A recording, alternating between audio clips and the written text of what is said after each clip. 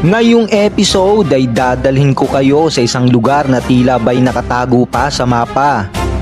Isang paraiso na hindi pa masyado nadidiskubre ng karamihan. Grabe. Napakalamig ng tubig. At nandito tayo ngayon sa gitna ng kawalan para sa isang raw camping experience. Walang signal, walang kuryente at walang ingay ng syudad. Ang tanging maririnig nyo lang ay ang himig ng kalikasan.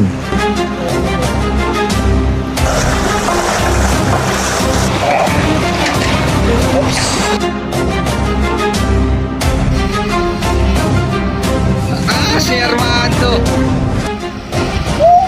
Kasama ang The Raw Boys ay samahan nyo ako muli sa isa na namang ultimate camping experience.